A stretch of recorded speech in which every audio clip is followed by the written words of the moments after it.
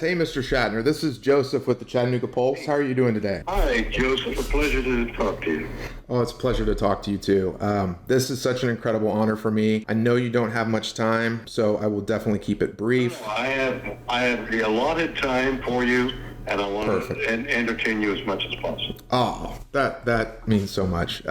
You've entertained so many over the years, so that means a lot. I have some interesting questions, just a few, but I know you typically get a ton of probably the same questions, and I kind of thought of some more thought-provoking ones. Don't be afraid of that. Okay.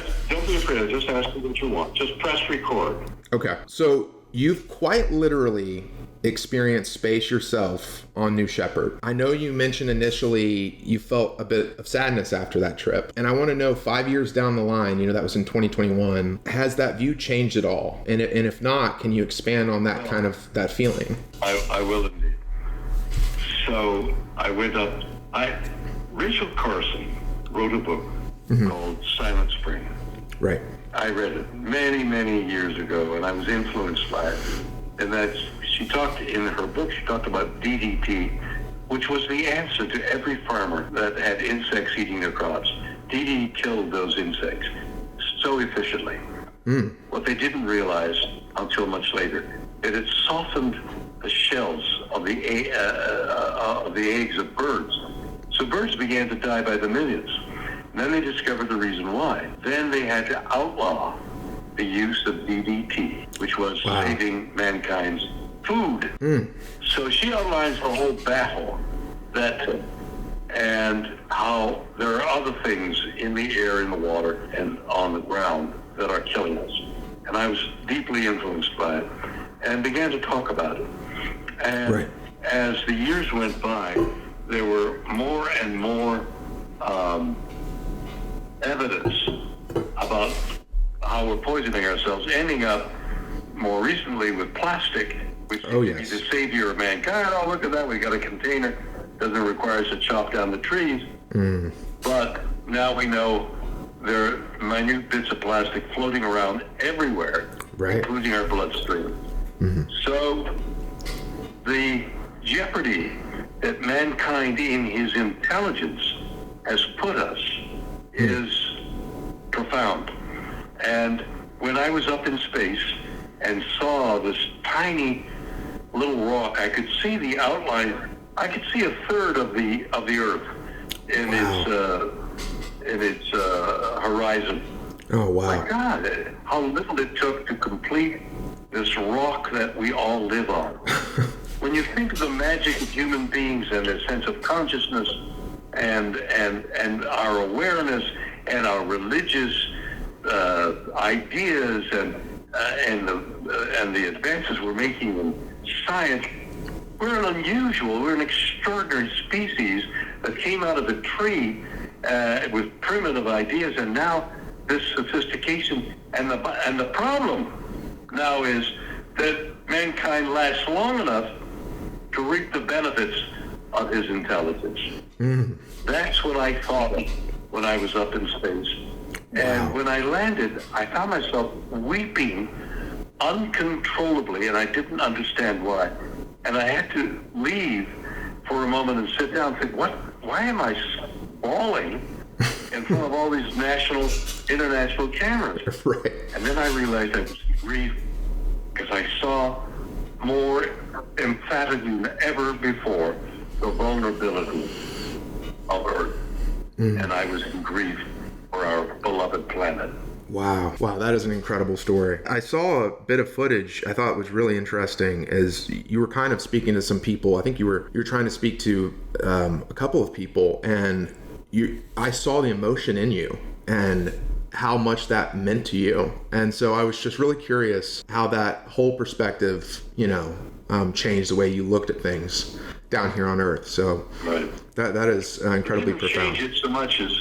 It didn't change it so much as emphasize, brought home with the deepest realization how truthful that was.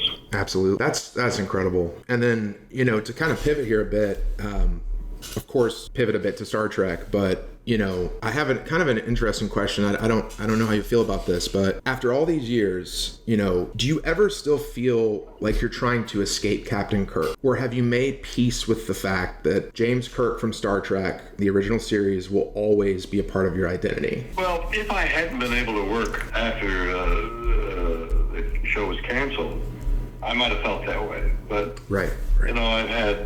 I've done many things that are creative and different, all because people who wanted to hire me were looking at my popularity as being in Star Trek. I've had albums that have been successful, books that have been successful.